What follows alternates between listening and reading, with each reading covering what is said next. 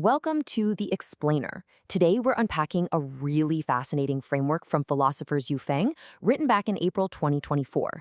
It details the external habits of people who are living in what he calls the spiritual world. And honestly, it completely challenges everything modern society tells us about success, wealth, and status. We're going to map out this whole concept of internal richness, scaling it all the way up to his grand cosmological hierarchy. So let's jump right in. To get us started, let's look at one of Xu Feng's opening rhetorical questions from the source text. It immediately challenges our everyday assumptions about wealth. He asks, if you were a Nobel Prize winner, would you still care about what brand of clothing you wear? If you were literally a billionaire, would you care about driving a luxury car? Or if you were a saint, would you care about living in some high-end mansion?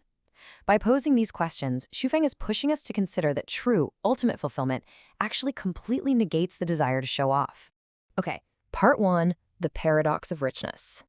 Xu Feng hits us with this really profound premise right out of the gate. He argues that when a person's spirit and soul are genuinely rich, they just stop trying so hard. They stop pursuing external forms of expression. Everything about them becomes unadorned and incredibly simple.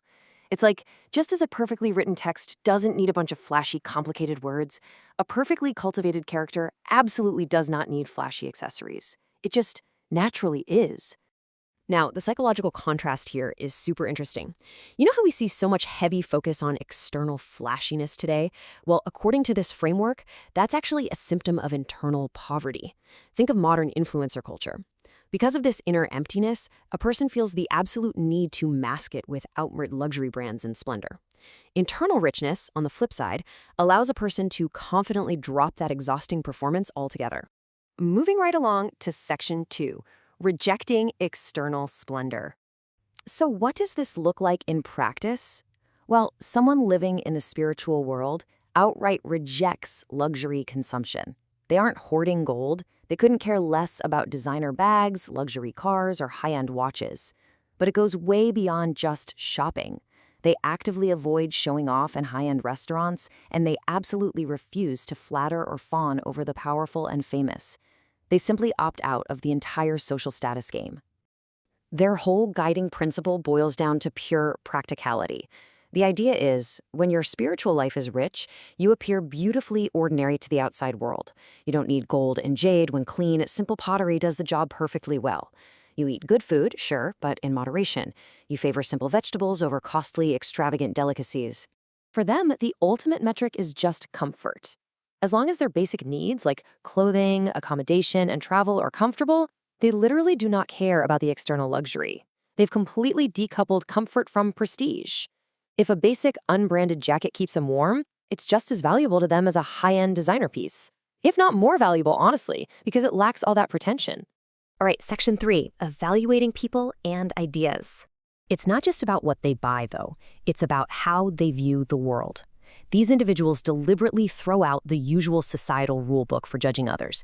They absolutely refuse to evaluate a person's character based on their bank account. They never mistake social status for actual ability.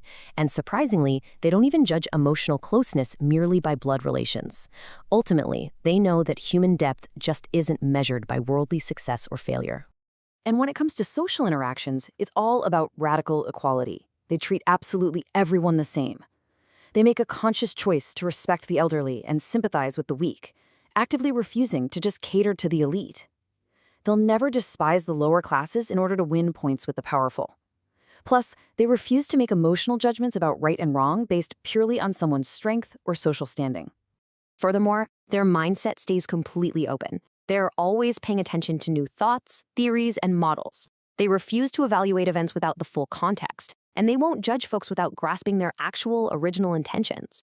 They manage to separate truth from their own personal likes, dislikes, or biases, existing in this constant state of unbiased receptiveness.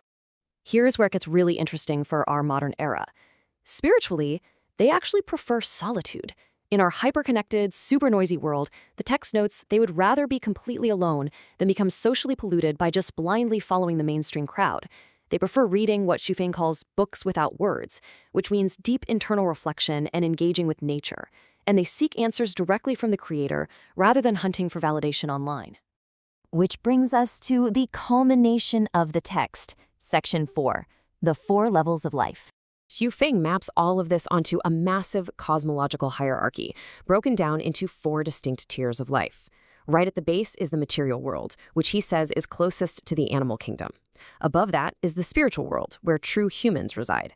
Then comes the highly exclusive soul world, the realm of deities and Buddhas. And finally, sitting at the absolute top is the holographic world, the ultimate domain of gods and the creator. According to the framework, humanity fundamentally struggles right down there at the bottom tier. Those living entirely in the material world are described as living lives closest to animals.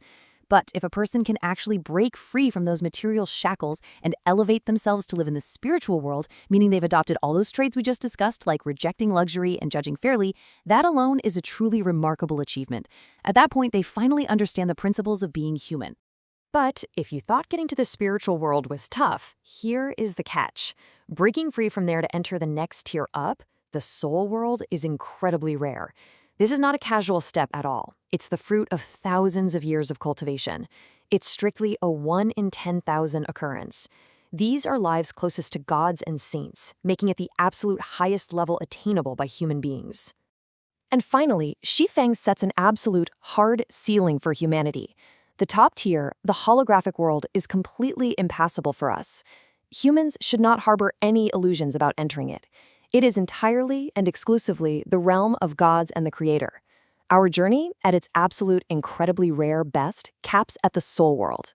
So as we wrap up this explainer, I want to leave you with a provocative thought directly inspired by the text to help you reflect on your own lifestyle. Where do you currently sit within these bounds?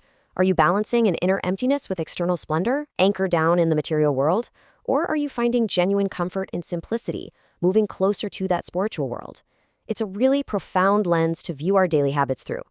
Thanks so much for joining me as we mapped out this fascinating philosophy. Keep reflecting, and I'll see you next time.